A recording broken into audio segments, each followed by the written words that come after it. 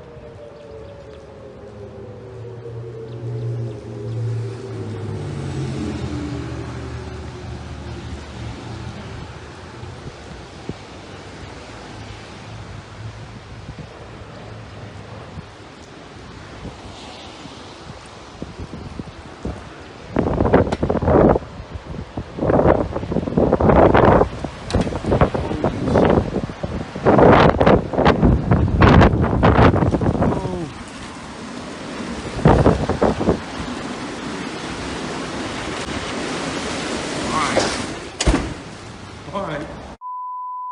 Oh, oh my God. Come on, Chelsea. Come on. Come on, Chelsea. Come here.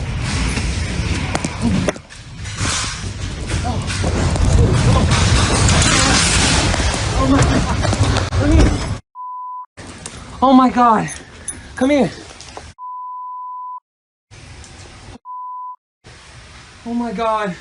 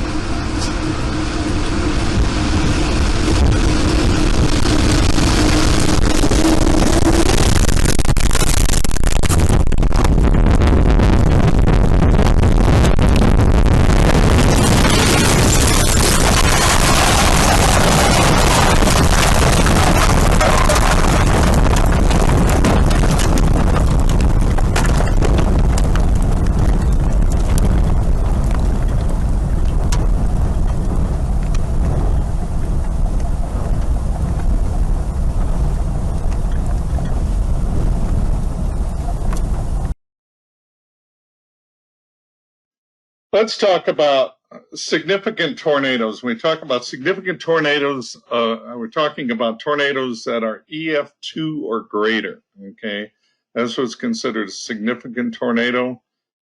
And so this is the probability of an EF2 or greater tornado within 25 miles, starting at April 15th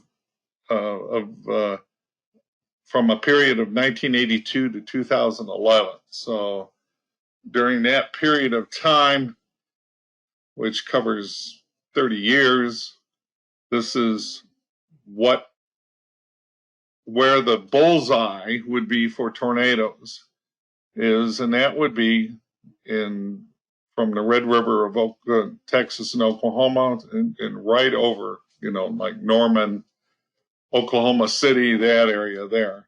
Notice it extends eastward into the Arkansas, Mississippi, Alabama. A lot of people ask me, is it unusual for having tornadoes that occurred down in Arkansas and Tennessee, like early in the season in March? And the answer is no. February and March are peak time of tornado activity and very dangerous tornado activity in that area from Georgia all the way into Louisiana and Arkansas. But the plain states start getting the activity right around the 15th of April in Oklahoma City area. Okay, continuing on.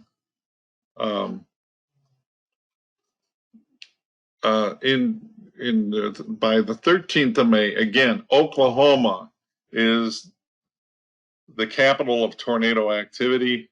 Notice it expands upward into eastern Kansas and into southeast Nebraska. So we're starting to see stuff by mid-May. By the end of May, then it's shifting northward. You can see the activity is going into Iowa, eastern Nebraska. Continue on. Mid-June, okay? College World Series time, okay? This is where you will get the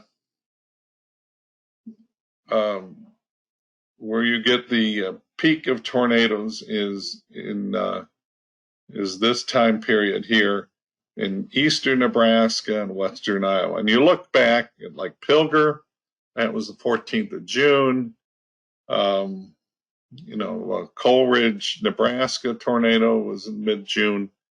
So that's the time when we get those big tornadoes is from the end of May to early June. Now, when we move onward, get into mid-July, everything's shifted, starting to shift north and east a bit. So, southern Minnesota, northern Iowa still has a good chance of tornadoes, and it's moved into the eastern Dakotas.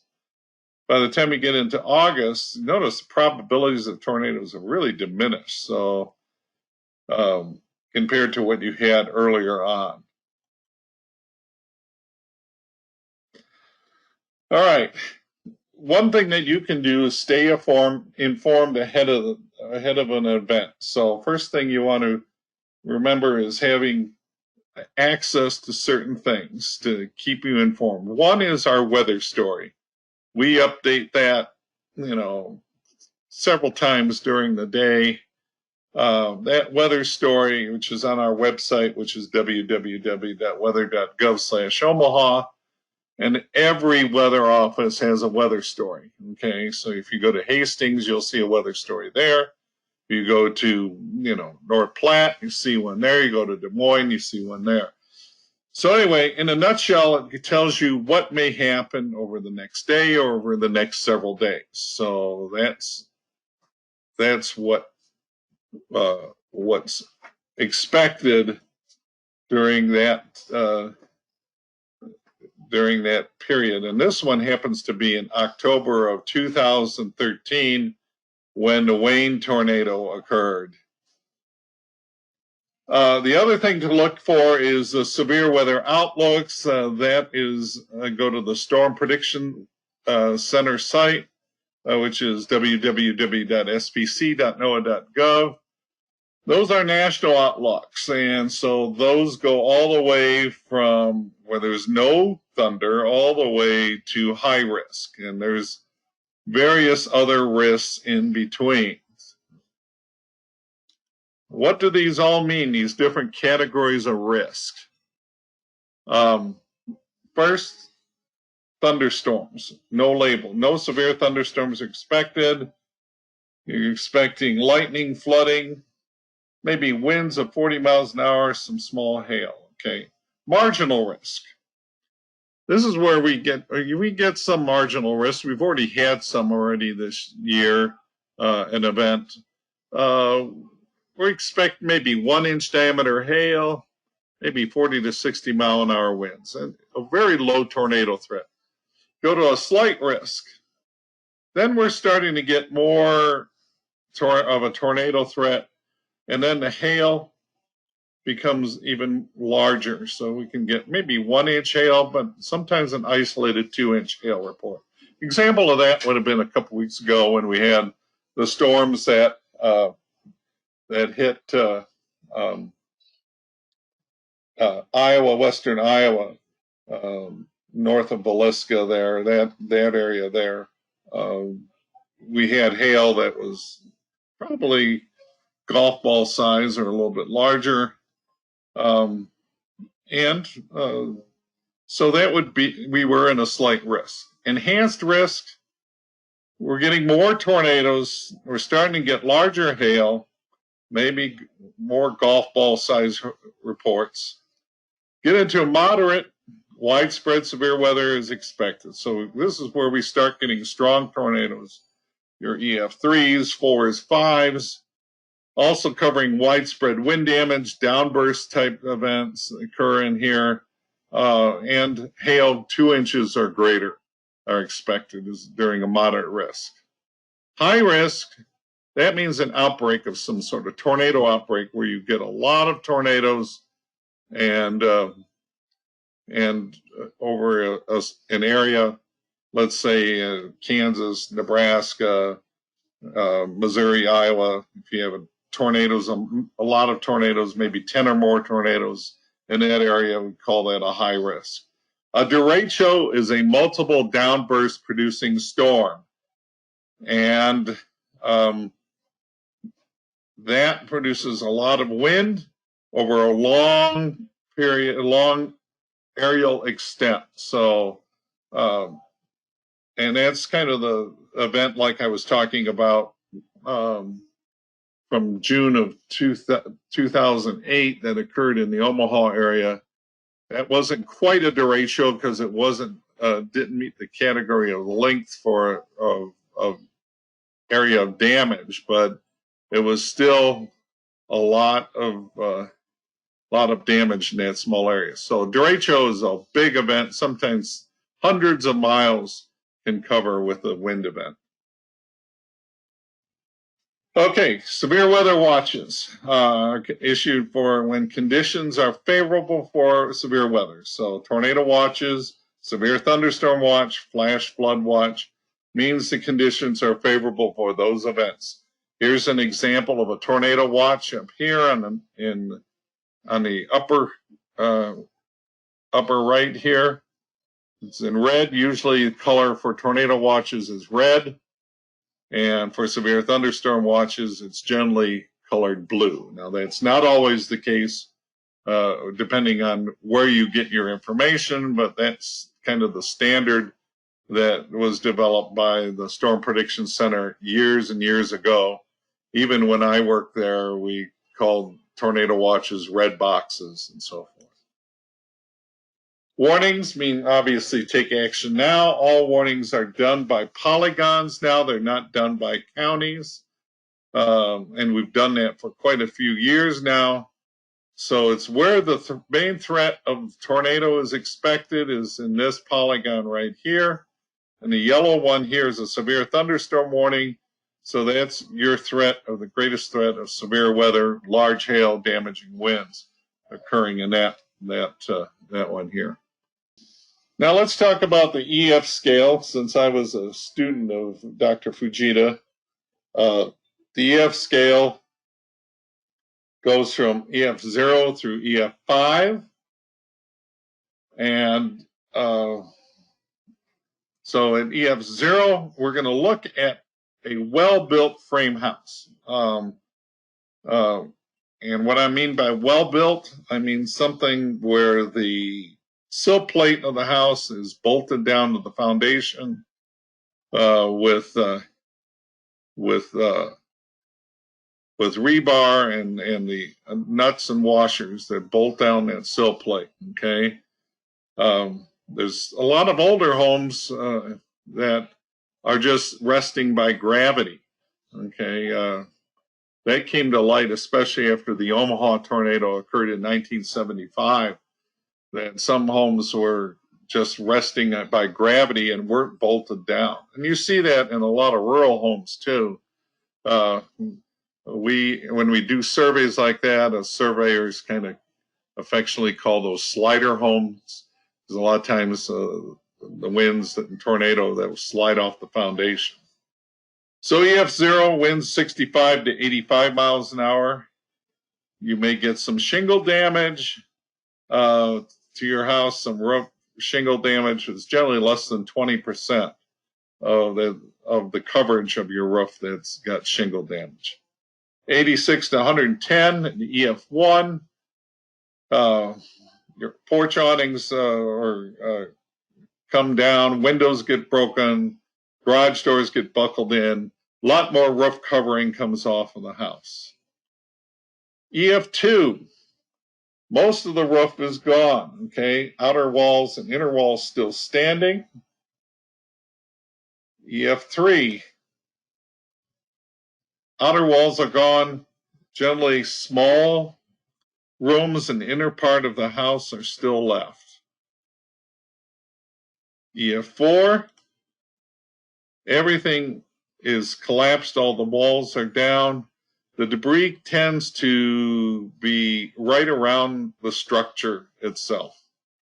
And then when you get to EF5, the debris is blown clean off the foundation. The wind speeds here are greater than 200 miles an hour.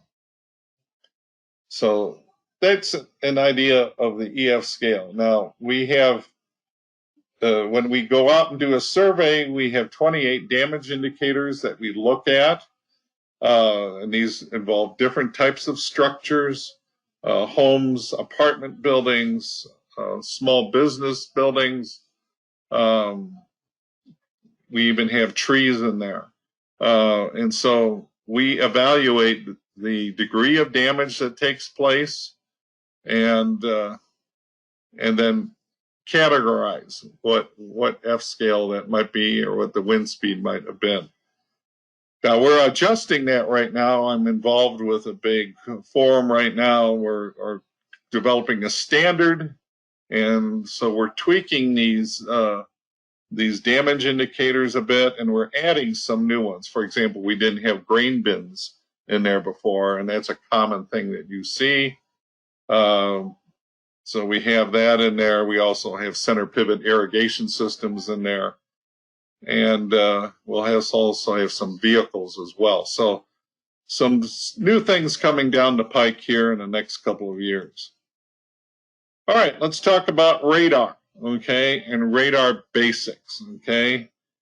Now, as I mentioned in the basic spotter class, on the left here is what we call the radar reflectivity display that's seen from the radar. Okay, so the radar is measuring the intensity of precipitation in the storm. So where it's red and even purple in here or pink, that is the most intense precipitation that's taking place. Now, it could be rain or hail. Now, we have a way of determining whether we can have hail in there or ice or whether it's liquid drops. That's through what's called dual polarization of the radar. So we can the radar is looking at the beam in two different planes. I'm going to get a little technical here, but basically a raindrop will have kind of like what's called an oblate spheroid, which means it's flatter on the bottom and then maybe kind of tear-shaped on top. So that's what determines a raindrop. Hail tends to be more spherical and is highly reflective. So we can tell that on the radar. On the right is the radar velocity display. There's different velocity displays on the radar that you can look at on whatever app you have. There's the base velocity, which means you're looking at the straight velocity that the radar is seeing. We a lot of times will look at the storm relative motion velocity. So what we're looking at is it subtracts out the storm motion because the storm motion adds to the velocity. So you subtract out the storm motion, and that's how we can see these couplets like this one here. This is south of Creston. And you can see here this green, which is winds going towards the radar. The radar is located way up here. Reds are going away. It's very similar to, yes, somebody said there's a tornado there. There's definitely a tornado that took place there. But we're looking at the mesocyclone here, the intensity of the mesocyclone in this storm. If we get what we call gate-to-gate shear, which means really strong greens or blues next to reds or pinks, that means you have really intense velocity going on in this storm. So that's what we look at when we're issued tornado warnings and so forth. So again, this is one look at the lowest elevation of the radar. The radar has different scan modes that it has, and they're called volume processor. So we're looking at the two most common ones for severe weather are what's called VCP 212 or 12 for severe weather. Each scan is a little bit different. It slices different parts of the storm. A complete volume scan takes about 4 minutes. So in this diagram here shows you the distance from the radar on the bottom here and the altitude in thousands of feet here. So here at the lowest one is a 0.5 degree elevation angle. These greens are your lowest elevation. Your blues are your mid-level elevations you're looking at, and your reds are the upper elevation. So we're scanning the whole storm. That's why when you look at the radar on like Radar Scope or let's say the Weather Service app, not app, but Weather Service web page, you'll notice it takes 5 minutes before it updates. And well, it's because it's waiting for this entire volume scan to take place before it goes back down to a 0.5 degree elevation. Does everybody kind of understand that? And well, somebody asked if we can access those on our website. No, you cannot. You cannot access that. There are other ways to access radar data. One is through a radar app, like Radar Scope is one, or you can get what's called the Gibson Ridge software for your PC, where you can, which is called GR Analyst or GR Level 2 software. And then you can look at the different scans and different types of things, parameters.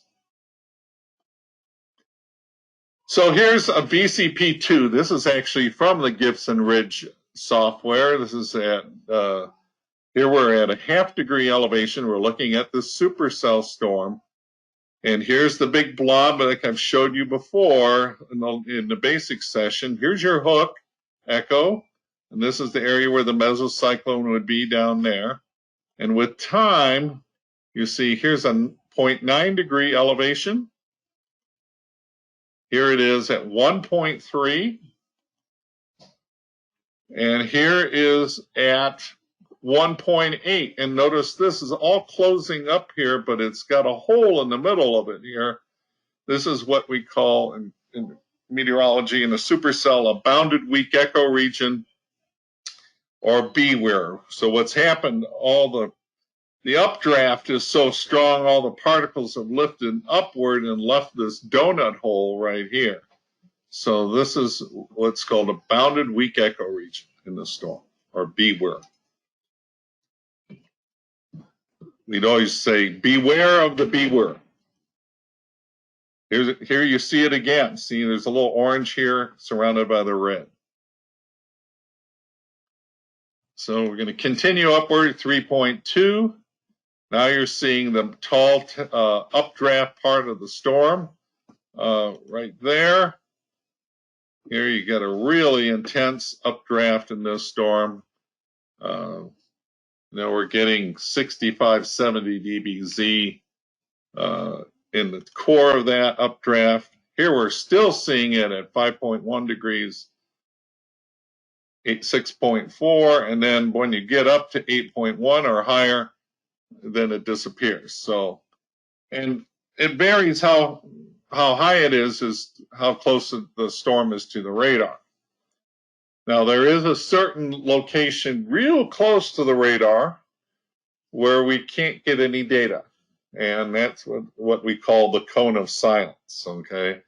Where we can't get any data right around the radar. Okay, we do have another scan strategy we call SAILS. And if you want to know what SAILS stands for, well, here's what it says up here on that, what SAILS stands for. These are used for looking at the low level of a storm and throwing in another low level scan right in the middle of the scan as it's going up. So it'll start at the lowest elevation. The radar will start scanning up through about 2 minutes, and then after that, the radar goes back down, gives us the lowest elevation again, and then the radar goes back up to the mid-levels and then goes back to finishing the scan. That way we can see a low-level scan, every 2 minutes of what's going on in the storm. This is good for looking at a storm that may be going to produce a tornado. So it's critical to see what's happening in those lower levels of the storm.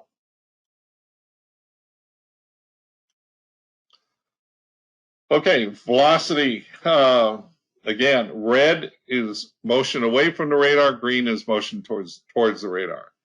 So if you got, let's say, a south wind, in this diagram on the right here, you are getting the true component of that velocity going to the radar and going away from the radar beam. But at other angles, shown in purple here, the green is the actual wind velocity. The purple here is the component that we see on radar. We don't see the full strength. And if you're 90 degrees to the motion of the wind, you're only going to see a little tiny bit of the velocity, or you may even see zero for the wind. To give you an analogy, it's kind of like a police radar. A police radar sets up their radar parallel to the flow of traffic. So they're seeing that flow of traffic coming to and from them, and because they want to get the total component of the vehicle speed, okay? If they're at an angle, they're not getting the true speed of the car. And if they're at 90 degrees to the flow, and you would have to be a very a dumb law enforcement officer to do that, you would be reading zero motion.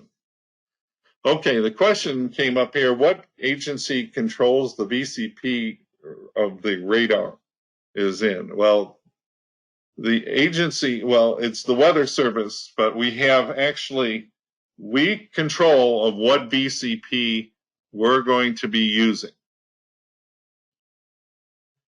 Yes, it is a cosine effect. Thank you, Nicholas. So that's the reason why you don't get the full component. All right. Storm relative motion, I already talked to you about that. The winds are subtracted, so we can get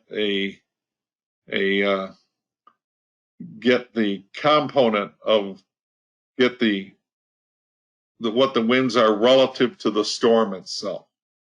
So that's what storm relative flow is. So that's how we see our circulations as shown in this diagram right here. Zero, isodop. Zero means that's the wind is where the wind is perpendicular to radar beam. So look at this. You see it's gray here. This is from the Des Moines radar here. And you see that wind right there, or the zero, which is good gray. And you see strong blues down here and greens and reds. Remember, red is away, green and blues are towards the radar. So what direction is the wind coming from? South, southwest is the actual answer here. If it was south, that big blue blob would be right down here. It's just straight south of the radar. See how it's the blues just south or southwest of the radar itself. The bright reds are over here. That's the true component of the wind. So that's a south-southwest wind that's taking place here. And then actually that's a loft. When you get closer to the radar, notice it's turned to a south to north wind. I know that's a hard concept to gather, but that's kind of basics on radar. There's a lot of apps out there to get radar data and warnings. Radar Scope, again, is a powerful app.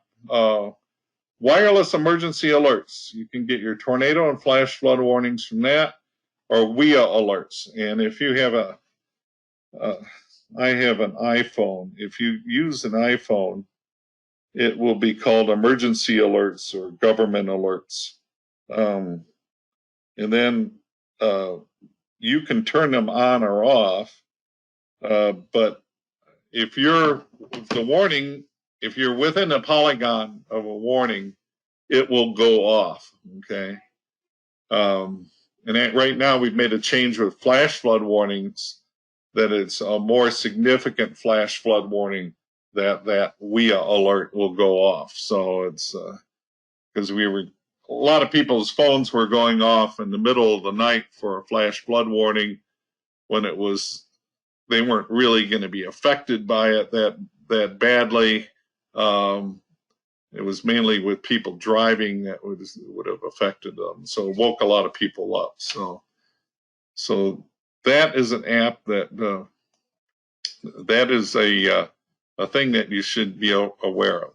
Tornado warnings, I have had that go off for tornado warnings as well. So WIA, wireless emergency alerts. It's actually, when we issue a warning, our warnings go out several different ways. It comes up to satellite. It goes to, it also goes out to the emergency alert system through the weather radio. And then it goes out to a server that FEMA runs, and that FEMA server is the one that sends out the wireless emergency alerts through the cell phone companies. All right, let's talk about storm development. Talk about this. Ingredients you need for storm development. Moisture, instability, lift, and wind shear. That's what you need for severe storm development. You need definitely moisture. You need instability, lift, and wind shear. So let's talk about each of these different factors. Moisture. When we talk about moisture, we're referring to water vapor in the air. It's not like rain or whatever. It's the amount of moisture in the air. You know, you've always heard the term that it's a muggy day during a severe weather day. there's truth to that, okay, because you've got a lot of moisture in the atmosphere. And our moisture source comes from the Gulf of Mexico. And the way we typically measure our amount of moisture is through what's called the dew point temperature.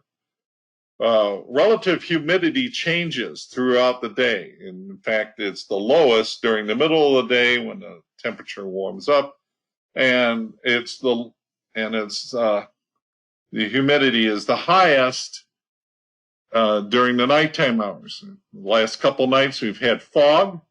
That's because we've had a lot of what we call radiational cooling that took place. Temperature drops down close to the dew point, and that's what created the fog. So we had high relative humidity at nighttime. So dew point temperature is a better method because it doesn't fluctuate like the relative humidity.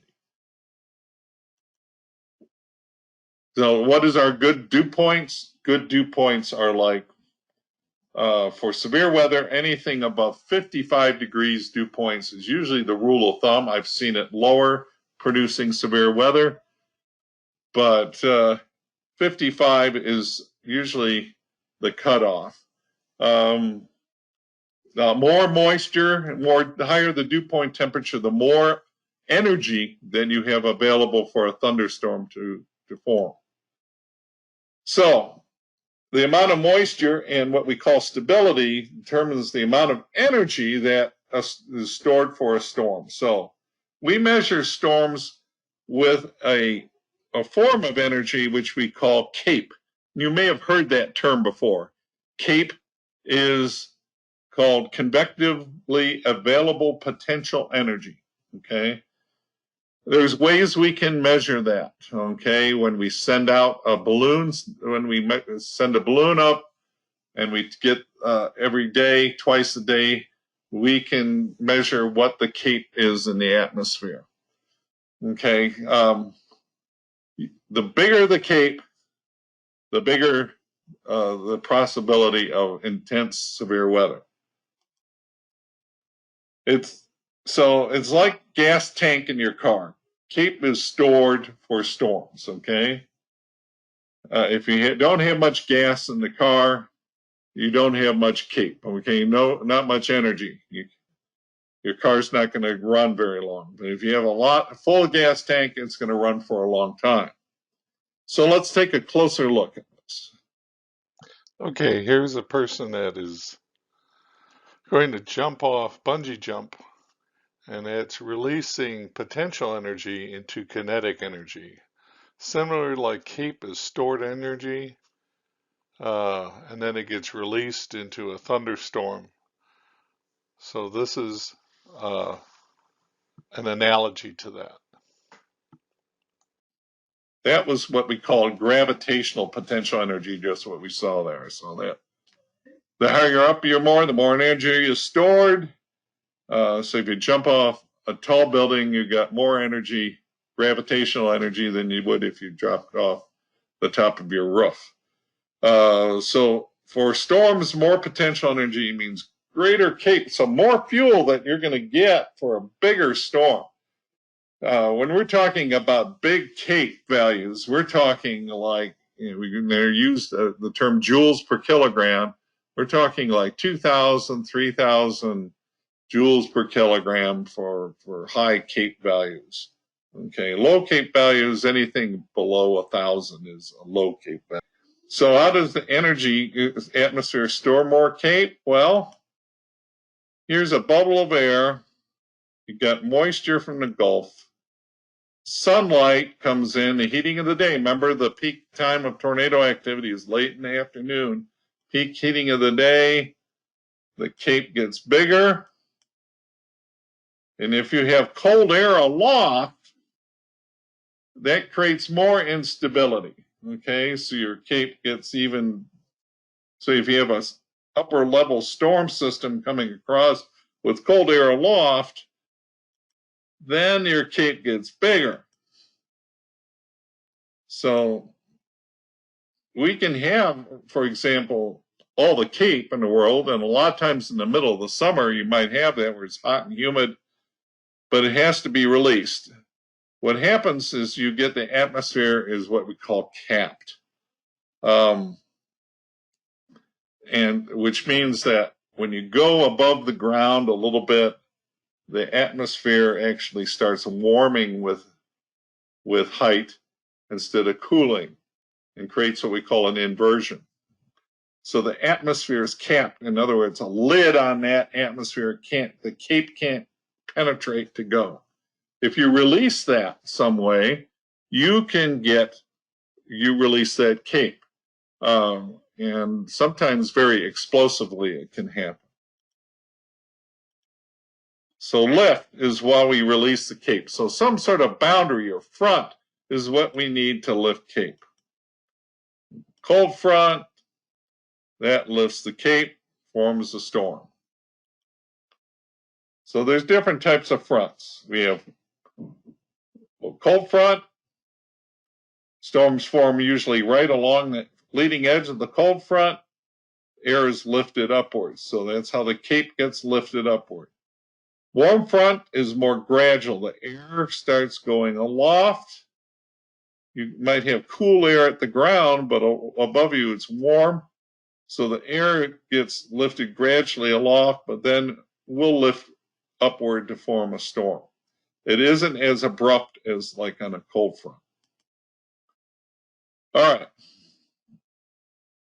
Let's go to wind shear. Wind shear is change the speed and direction of the wind with height. So we have directional shear, which is the wind changes direction, and we have what we call speed shear, where the wind actually increases with height, which causes the air to kind of turn like this, kind of cylinder on the ground, or like a rolling pin on the ground, kind of that way. High shear leads to organized storms, and what happens is that high shear causes your updraft to separate from the precipitation and downdraft area. So the updraft can keep feeding the storm a lot of energy into it, and the rain is offset because of the shear downstream, so the storm can keep going and going and going. If we have weak shear, like what's shown here, where the air is in updraft and downdraft are right near each other, then they interfere with each other, and that causes the storm to die a lot sooner. If we have strong shear, again, the updraft and downdraft is separated, and the storm lasts for a long period of time. Rotation occurs through the tilting of we're called about vorticity. So what happens, remember that rolling pin. Okay, that rolling pin's on the ground, but then if you get an updraft in the storm, that rolling pin gets tilted up into the updraft in the vertical. So now you're sticking the rolling pin straight up, okay, instead of it being on the ground, and that causes the rotation in the storm. And that's why most storms rotate counterclockwise. And it has nothing to do because we're in the northern hemisphere. It has to do with the fact of the wind shear that takes place. Usually at the ground level, you have south-southeast winds or southeast winds. You go aloft a little bit and the winds change to the south. You go further up and the winds go to the southwest, and eventually it goes to the west. So the winds are turning with height as it's going up, and that's what causes your shear. And then you put that with the winds increase with height. That's how we get our cylinder. If we get we're going to skip the unidirectional shear, but that means that your shear is all in one direction. It's mainly speed shear. So what happens there, your storms will split. I'm not going to go into that concept too much here. But here we have our diagram of the supercell of an updraft, increasing shear on the left going up, increasing instability or cape on the right. So with weak shear, weak instability, you don't get a very organized updraft and downdraft. But the higher the shear, the higher the cape, more organized, stronger storms. Here's a picture of some different types of storms. Low cape, low shear on the left, increasing the shear and instability as we go to the right. High cape, high shear. Here we have the supercell storm on the right. Okay, let's look at the rotating updraft and shear. Okay, so here we have our football, and a lot of times if I'm doing this in person, I will have a football with me to show this concept. So you have the wind shear causing this football to rotate. And as it's rotating, it comes in as inflow into the storm, and then it will get lifted up into the updraft of that storm and rotate upward. That's how we get our rotating updraft. All right. Any questions so far? Today's an example. Instability in terms of lapse rates or vorticity.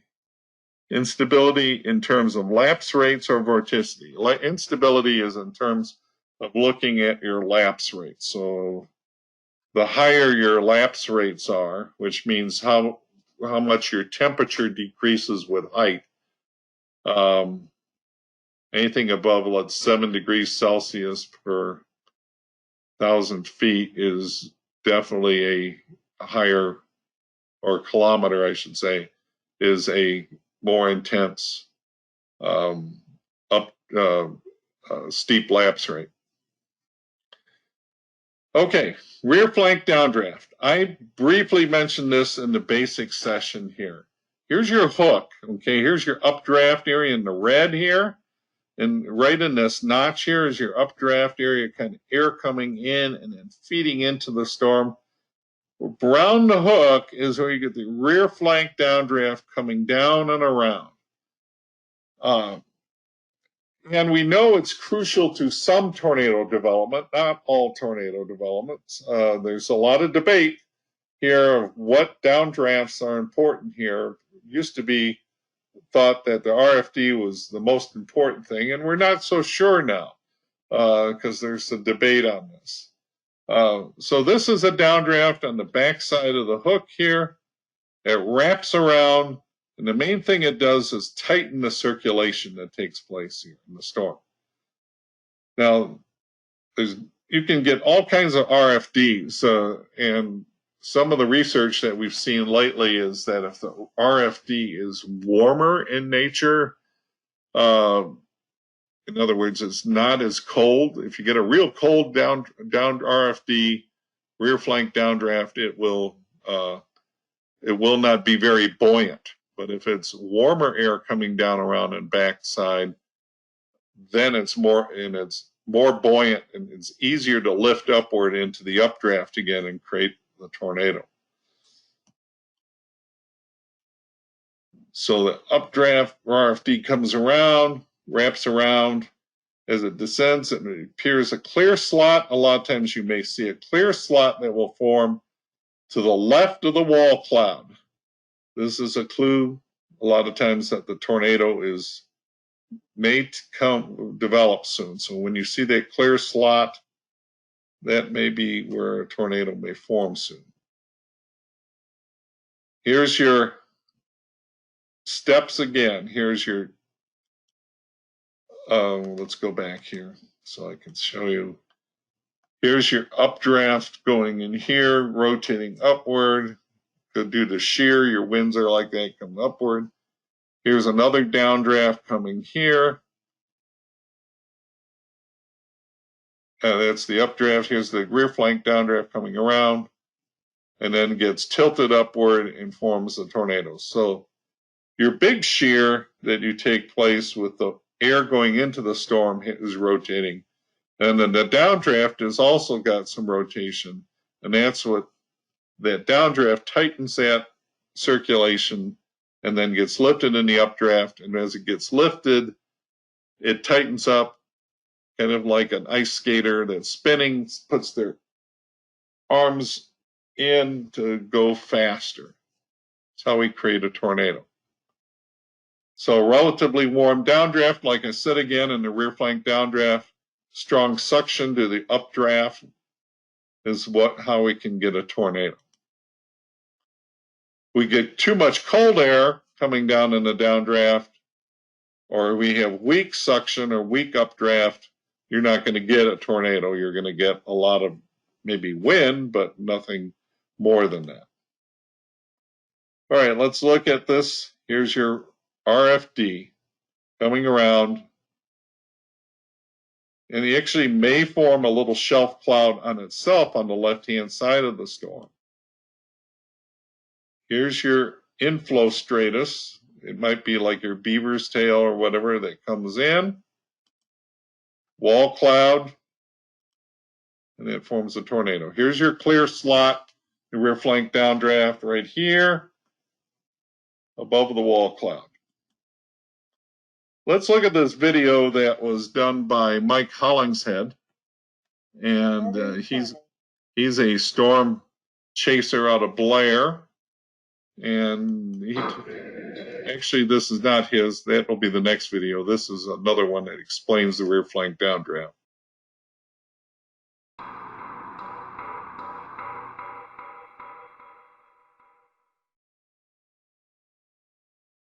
An RFD clear slot is an area of clearing skies wrapping around a mesocyclone of a supercell. Oftentimes, this is a sign that the RFD has begun to wrap around a strong low-level mesocyclone and a tornado is either imminent or occurring. Visually, a clear slot looks a lot like a clear area is eating into a thunderstorm's updraft, which isn't far from the truth. As dry air mixes down and around a mesocyclone, it typically chokes off an updraft's inflow and kills the mesocyclone in the circulation. For chasers, watching the evolution of the clear slot is a great way to get a good idea as to what a supercell is going to do next.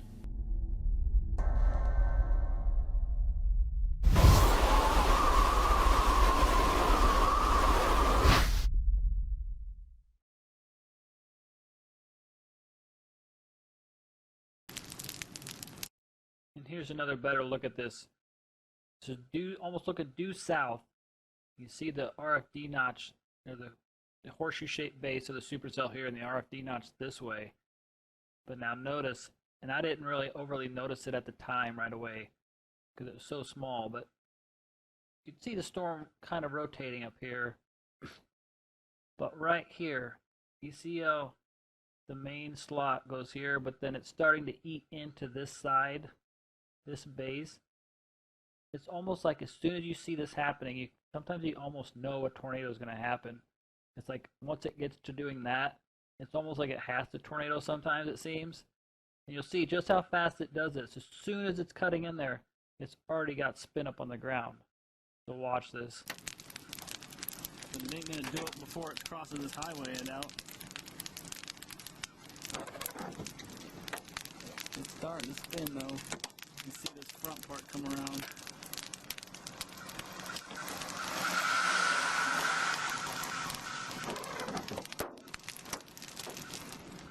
Yeah, look at this.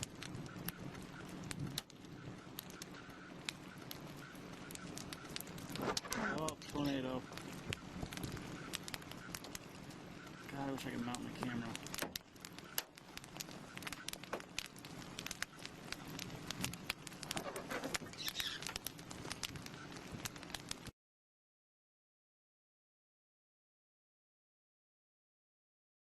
.635, we're going back north towards Neely. Pretty substantial new base taking off ahead of things. Really got a RFD cut going on. And here's that base. Our old one's up here, and the range from the old one's up here. This highway goes north-south. I'm looking northwest or west-northwest. And it already has an RFD notch. It's just kind of above our heads. You can see the base would go this way and then curl around above our heads. And the sinking air is coming in here. And this is really a strong depiction of this. And you'll hear the comments of a tornado sound like a waterfall, or the RFD by a tornado sound like a waterfall. where you get this dry air sinking so fast, just makes a rushing noise, and we can hear this, and you'll see just the motion it creates in these clouds. It's really incredible, even without a tornado. I mean, just this motion is incredible. You can kind of visualize dry air just plunging downwards. Just south of Neely, a new base gone up here. It's really got RFD going, obviously.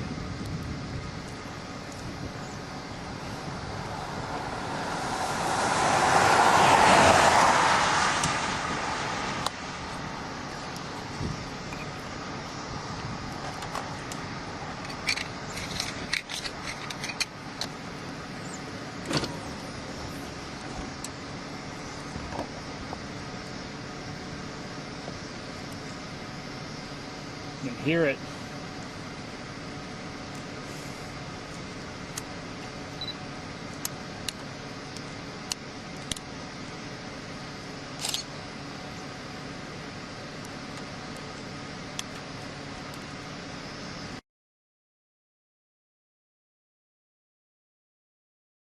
All right, so classic rotating supercells. Here we're going back to the rotating updraft on the classic supercell is in the right rear flank of the storm. So on the south and west part of the storm is moving northeast. Again, the tornado threat is right here. In the hook, you have warm, moist air coming in the southeast, your rear flank downdraft coming around back here. The storm spotter, if you're placed right here, like where my cursor is circling, that's all right, but we have to watch out for the RFD. So here's the rotating updraft on the right rear flank. Here's a side view. This is off of the GR Analyst or software or Gibson Ridge software. You can see that's the hook region here. Now viewed from a different direction. View from the southeast. And here's another view of a classic supercell.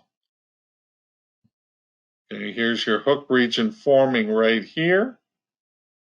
And your velocity on the right here, strong outbounds, and then inbound velocity is taking place over here. So strong outbounds there.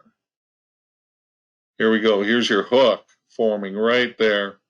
Notice the circulation that's forming there, very intense. Other features for storm spotters to look at here, inflow bands. Okay, we mentioned that briefly in the basic spotter talk, but you get these inflow bands where the clouds are flat, they're like straightest clouds. They're not turbulent, they kind of just point to where the updraft is taking place in the storm. So notice this one on the right here that's a long, flat looking cloud going right into the updraft region. This is sometimes referred to as the beaver's tail in the storm. A lot of chasers call it that because it's like a beaver's tail.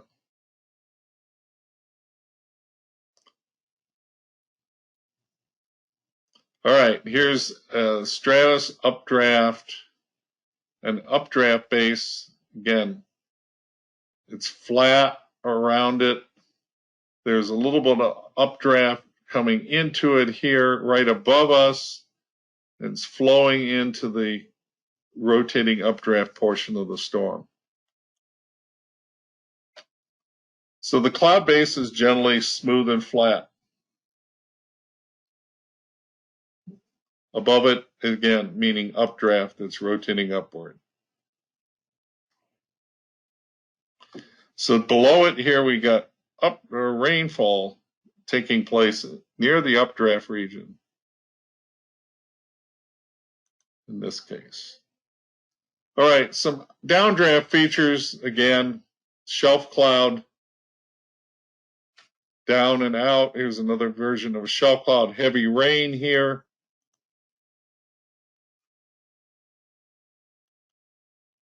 Air coming down and out. Here's another one. That's where you get your gust of wind, your gust front. All right. Here's your RFD here now. Okay, coming here. Here's your wall cloud. Smooth, flat cloud base, updraft region. Notice it's carved a clear area out over here on the left. You've got inflow going into the right here, and your tornado is forming right underneath it. So here's a complex diagram. I'm not going to go through all of it, but again, low level winds coming in from the southeast, rear flank downdraft over here, and your battle zone is right here where the tornado would form, right there. That's where the dash lines are your mesocyclone, your tornado is right in the middle of that.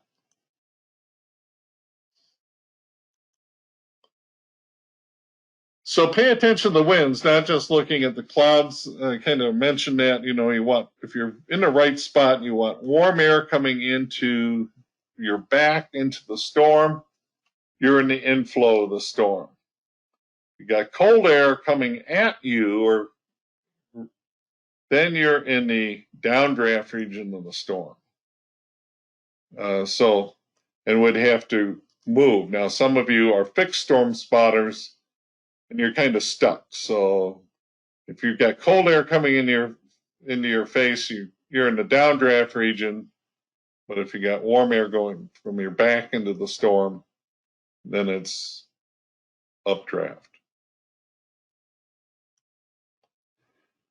So let's look at different flanks of the storm. We have the action area in the middle.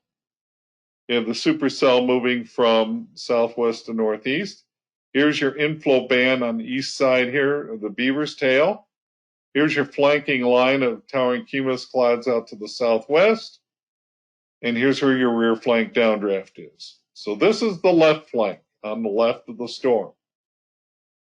So looking at a storm from the left flank is not a good spot.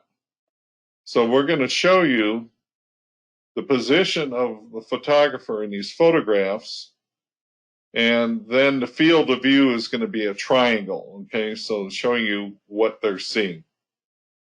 So you don't want to look at the storm from the left flank, because a lot of times you're in sunlight and it's filtering in from the back. Everything's going to blend in. And you can't see things very well from behind the storm.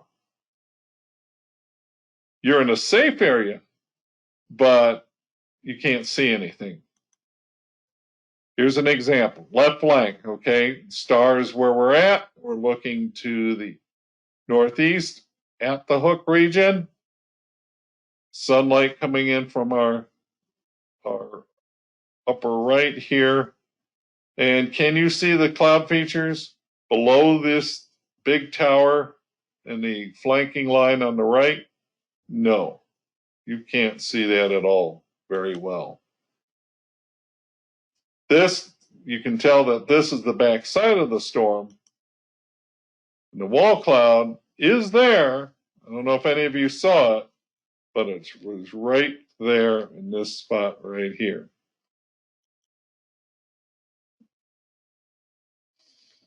And usually the anvil is blowing downstream. That's how you can usually tell where you're at. If these supercell storms, they do go way off to one side. That's usually the direction the storm is going. There's another view from the left flank, and here we're looking towards, in this case, towards the southeast. The clear slot would be on your right, behind this heavy rainfall here from the RFD coming around, so you can't see anything very well. You can tell it's a strong updraft. You can tell that you have inflow going into from this long flat cloud going into the updraft region, but you can't tell what's going on underneath it. So the left flank is not a good spot to be. All right. Let's talk about the rear flank, okay, down over here. looking basically south to north in this region here. It's a safe area, and you can see the action area where the tornado and wall cloud would be. But usually the clouds are sometimes hard to see because you're looking right into the heavy rain core. And again, you don't want to get too close because you'll get into the rain-free down or the rear flank downdraft. All right, here we're looking south to north. Here's your action area here. Notice the rains in the background. Notice the flat, streaky appearance of these inflow clouds here. It's kind of a disorganized kind of wall cloud, but it's still there. Again, you've got air going into the storm. You have south winds coming from your back going into the storm. All right, here's another view. You were really close to this one here. Large tornado. RFD is coming around here. Got some scud on the right and this tail cloud.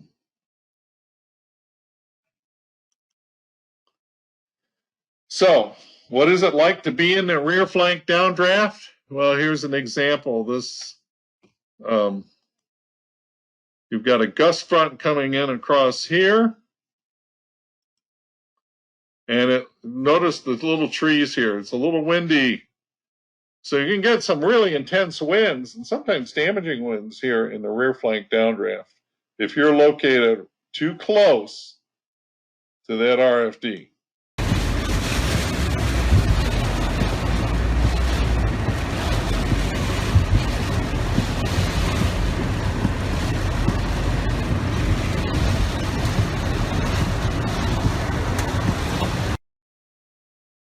All right, let's look at the forward flank, okay? So up here in the northeast, do you think that's a good area to view things?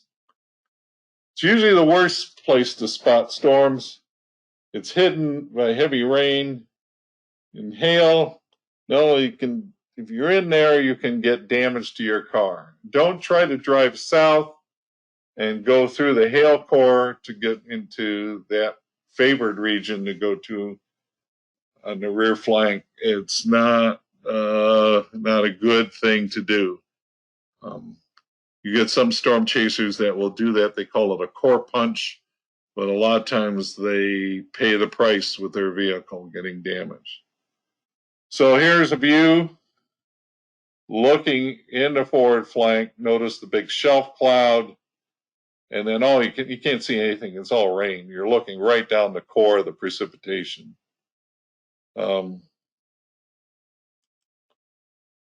So he's safe, but he's not safe for very long. You will have to reposition because he's going to get hit with the precipitation. Here's another one, kind of looking again to the south over this light precipitation here, the heaviest precipitation to the right. You can tell that you might have some intense winds because you've got a rain foot taking place and some dust that might be blowing here from right to left.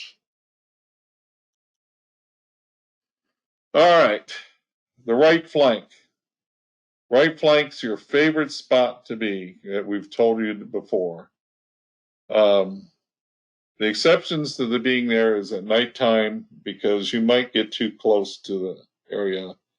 You can help yourself by looking at things like radar scope to see where you're at in relationship to the storm. But that's where you get your best contrast, is in that right flank right here. Notice the wall cloud right here. Heavy rain to the right, rain-free cloud base. Here's your building tower, looking to the west in this case. Warm air blowing at your back into the storm. Here's another view, looking to the west into the hook. Rain to the right. Wall cloud right here with a tail pointing to the right. And storm is moving from left to right. Again, your cloud features are backlit and you can see them really good. Cyclic supercells.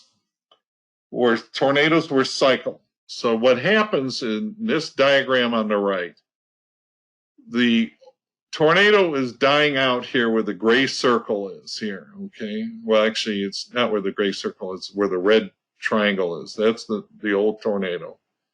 New tornado forms here because this circulation is getting cut off by the rear flank downdraft. So the new inflow area is further to the east here. And this is where you'd get a new circulation, a new tornado take place. So a lot of times you may see two tornadoes, like in this picture here, the old one's on the left, the new one's developing on the right. A kind of a variation on that, where we had cyclic tornadoes, was Pilger. And of course, here's this video. This person is looking to the west, this tornado moving south to north. And then the other tornado is in the background.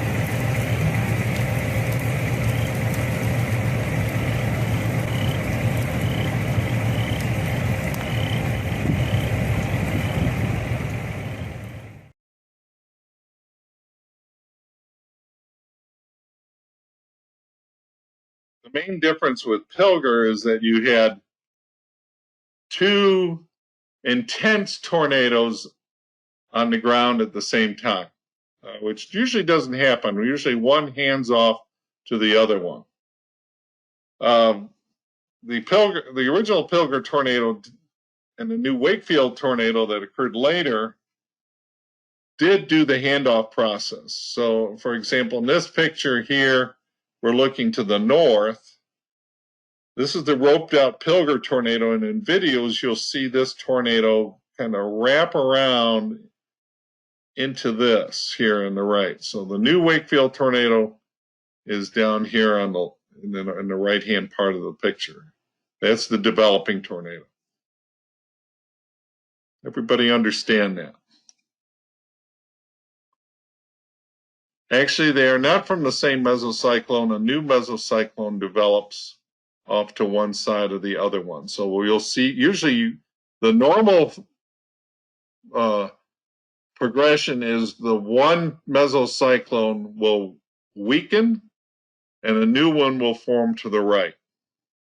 And that was what was so odd with Pilger, is at one point you had two intense mesocyclones right next to each other. Now, viewed from on top, here's your flanking line here. Here's your tornado here on the left where A is, it's roping out.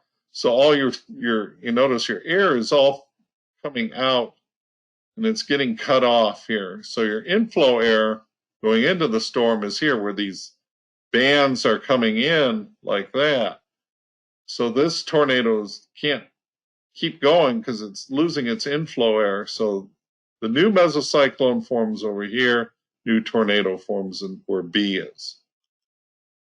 Here's an example of that too in this picture here. A, old tornado, B, new tornado. Here we go on this picture. We have Ida Grove right here. Here's the old tornado on the left, new circulation forming right here on the right.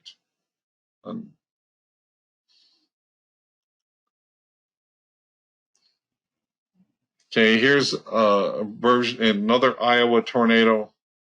You can see the same thing happen here. This is south of Creston. That circulation starts getting wrapped up. And then the new circulation, you can see on the right, developing right here. The old tornado's on the left and has died out by this time. And that's what causes that. So that's the cyclic supercell. HP supercells, heavy precipitation supercell. What happens is the updraft region in the storm gets wrapped in rain, and then the tornado is kind of wrapped around that precipitation area. So instead of the tornado having a hook-like, or the supercell having a hook-like appearance, it has more of a kidney bean shape. And the tornado's right in this notch area here. And your updraft is a very narrow area where this pink area is on the right hand in this diagram here. It's dangerous to get into HP storms because the tornado will come out of nowhere. And your limited view of seeing these tornadoes is mainly in the front of the storm, right in this region where I'm circling my cursor, right in this region here. It's where you can see them. They're common in Nebraska and western Iowa. Again, close observation is dangerous. Good example of that would have been the Hallam tornado. Okay, that was an HP storm.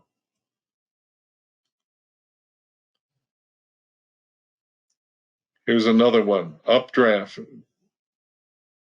Doppler radar on the right. Here's another one, June 11th. This is the Scout Ranch tornado, rain wrap tornado. Again, the reflectivity doesn't show you too much, but boy, you look at the velocity, shows up like a sore thumb right there. But it's a little notch right in here is where you could view the tornado, right where the arrow is pointing at.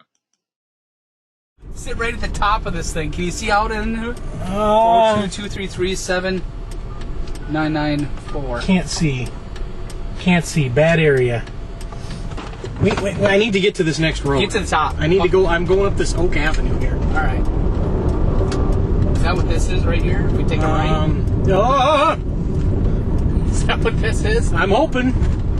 Okay, here we go. Oh, this looks great. That's good because we Oh, dude, this isn't good. Where the? Look at that wall over there. Yeah, this is not good. Oh, It's behind us. Look at that wall. Dude, we are directly. Oh, this is not good. It's just fine. This is not good. It's right on us. It's on our. 9 minutes. 1 bar. Here we go. Calling Omaha right now. There it is. Is that rain wrapped? It could be a rain-wrapped wedge. We have we believe it's rain wrapped at this point. We need to go, man. We are 4 miles west of Moorhead, and we do have a lot of circulation. We can actually see the rain band circling around. We have a lowering that comes all the way to the ground, which leads us to believe there is a tornado possibly rain wrapped at this point. We cannot see through the core because it is very high precip tornado if it is on the ground. And what we can see really is a wall, a sheet of rain that is spinning, coming right towards Moorhead at this point. We just had to leave and get out of the way because it is about a mile west of us at this point, so we are repositioning at this point. But Moorhead is going to be hit by this this core of rain, which we believe has a rain-wrapped tornado in it. Whoa.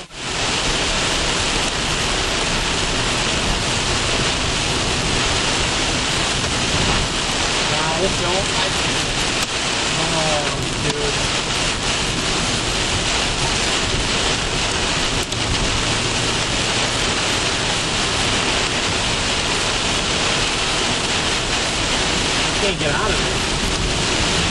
Near Moorhead. And probably dime-sized hail. And we've got dime-sized hail coming down and over us right now. Visibility is down to basically nothing. Okay. Yep, I can hear you. How about the stuff that's falling down? Oh my and God, that lightning was. Sorry, dude. Just hold on. Oh, that SRV. I'm ready crap. to go anytime that these guys want. We seriously have tree limbs falling on us. There's got to be a rain-wrapped tornado in there. You got to get on the air. Yeah, that'd be great. There's got to be a tornado in there, man. Look at the branches falling. All over the place. Look at it, it's raining debris on us. Yeah. These people should not be driving. Oh, dude, look at this. Big branches. Holy sh. We're right underneath it, dude. It's swirling right above us. Oh, God. I think we're in the tornado. We are gonna go just a little bit flashers on. south. They're on. They were on. Look at the debris. Oh, dude. Ben, tell me, do you have a update? I got 42. Where is the rotation? We're in the rotation. Is someone going to take this? Ben. Oh, here it is, We're right in here. the tornado. We're in the tornado right now. Tornado. Our We ears in are the tornado. popping. My ears are popping. Our ears are popping. The tornado is right over us right now. Holy smokes. We are getting hit by a tornado right now. We are in the tornado. We are in the tornado. Can you still hear Just me? went over us. The tornado just went right over the top us. of us if you're taking In our the live tornado. cam. Our We are windows in the still tornado. intact. It's tree damage everywhere. It's rock. We're in the core of the tornado. We're in the core of the tornado. Right now, our car is about to tip over. It's going by us. It's going by us. I don't know if you can hear me with these high winds. It's going We have by us. 100-mile-an-hour winds rocking our car right now. There's tree limbs down everywhere. It's going by us. It's going by us.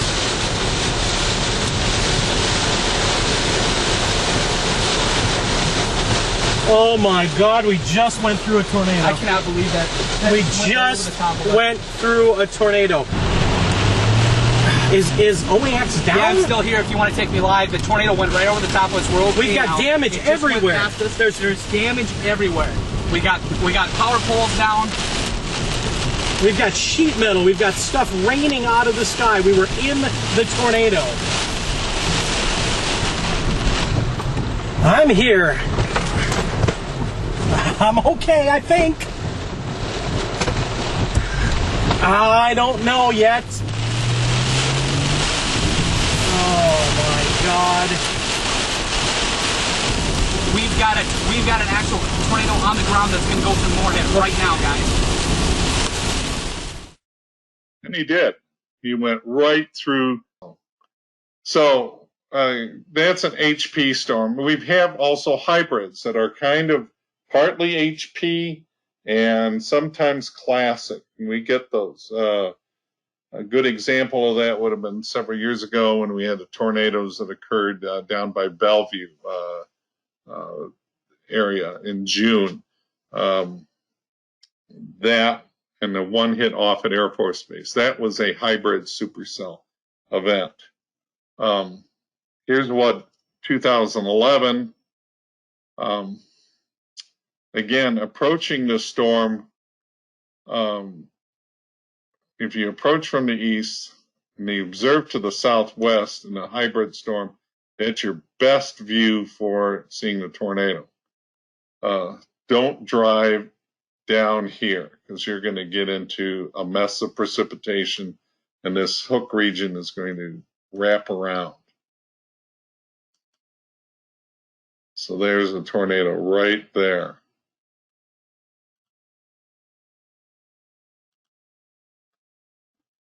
Here's a view from a picture here. This is by John Davies, who's a meteorologist and storm chaser.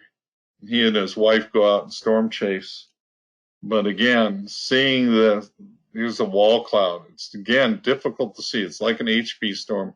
Can't see it. A tornado may form right in this area here. Here's the rear flank downdraft. You can see kind of the clearing slot here. You've got rain that's occurring with it. So it's obscuring your view.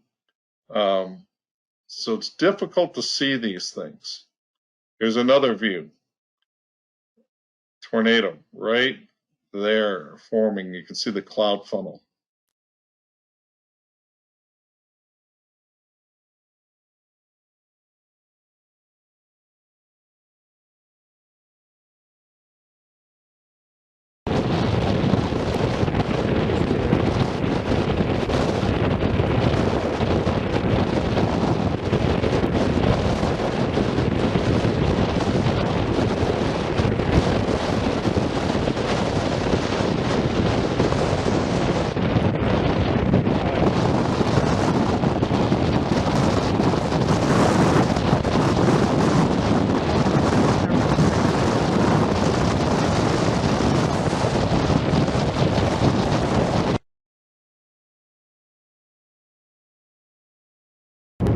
Okay, we are just west of Greenfield, Iowa, looking to the southwest. Looks like we had a tornado over this minutes ago in Bridgewater. We're going to have to be moving east because this thing's still coming right at us. It was the old storm. Yeah, boy, it's getting in my frame already. Yeah. Well, let's get ready to move here. Let's pack it. Looks like okay, we're going to move east.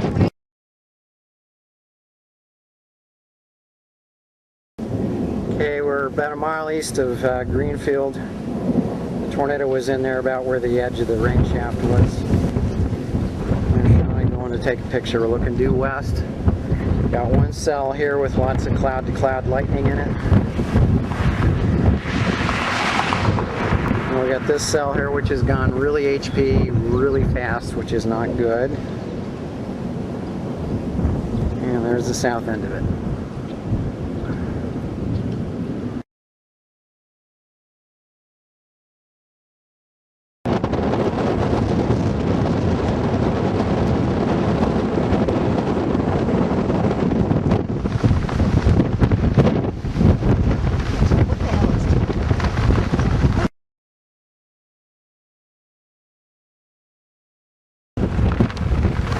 Okay, we're between Winterset and Greenfield. New RFD, new wall cloud, possible tornado trying to form. Oh, that's rotating. Good.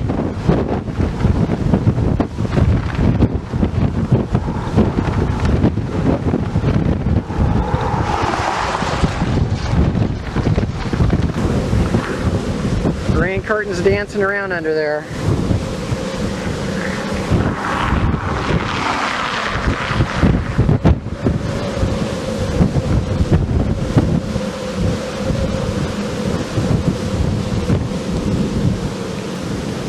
Now what's this? We got a flanking. That's the RFD and it's wet, so we're gonna have to move here. Yeah, we gotta go. Looks like a tornado in there. Hang on, I'm staying for a minute. Okay, we're gonna get smacked, just so you know. Okay, I know, but I'm gonna take it.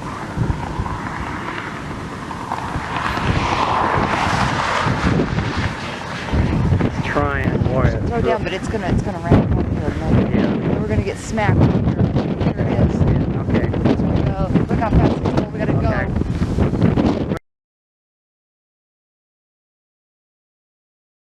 So that was pretty much an HP storm. Again, it just shows you that it's very difficult to see the tornado. It's wrapped in rain. This is the time lapse from June 16, 2017. These are a series of supercell storms we call hybrid supercell storms. And that's what caused the tornado that we had down in Bellevue that day. Also some damaging winds. It started out as classic supercells out in Madison County, Boone County. See here, starting here in this. These are classic supercells. Then it congeals into several different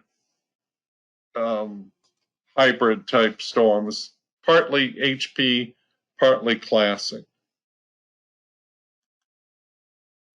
And here's a circulation from that. And then this big red area that you see develop, starting to form right here near Papillion, that's downdraft, downburst winds coming out of the storm too. The storm is becoming what we call outflow dominant, which means that the downdrafts kind of overtake the whole thing. But it was enough to produce a tornado right near Bellevue. Here's the tornado warning. You can see right at this leading edge right here. This is what we call a QLCS tornado, or quasi-linear tornado. It's a quasi-linear convective system. And when you see this little bulge that takes place from the downdraft, and then the tornado forms on the left side right here. So up to the north there, the tornado forms right there.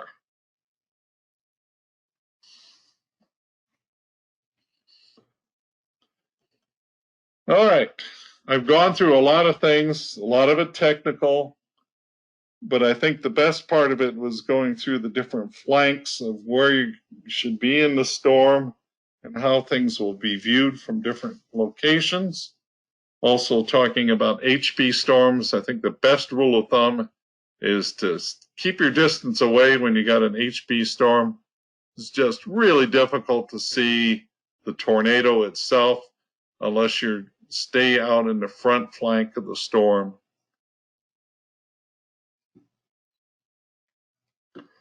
So, what makes a supercell a hybrid event?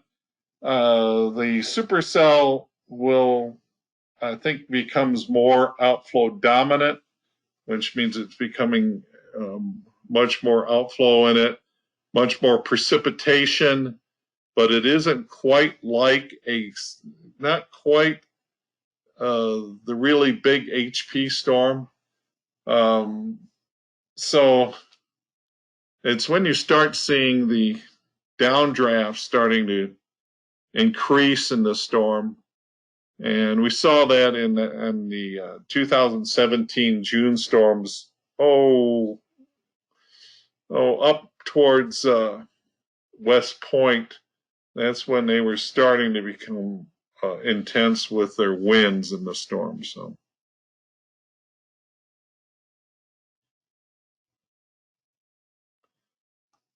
I don't think I'm going to answer that question. Somebody asked about the Omadome, and I try to avoid that term because there's no Omadome. Sorry. All right, sorry for the video glitch. It's probably because I'm using Wi-Fi to do this. If I was back in the office and I could use our land, I wouldn't have that problem. Even with Cox high-speed internet or high-speed Wi-Fi, Gigablast, obviously wasn't enough to eliminate the glitching.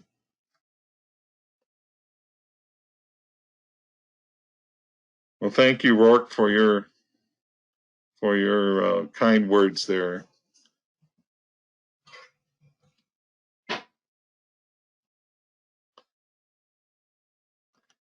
All right, any other questions anyone has?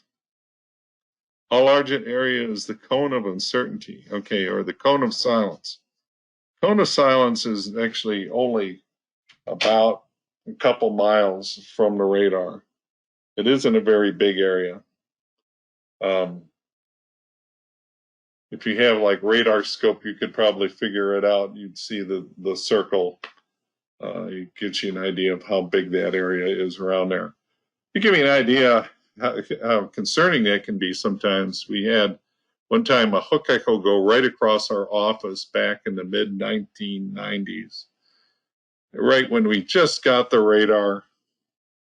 And I arrived just before that, and I walked in the office, and the meteorologist there told me, he said, you might want to stand outside, and because the hook echo is going in the cone of silence. So visually, I'd have to look and see if anything was going to happen.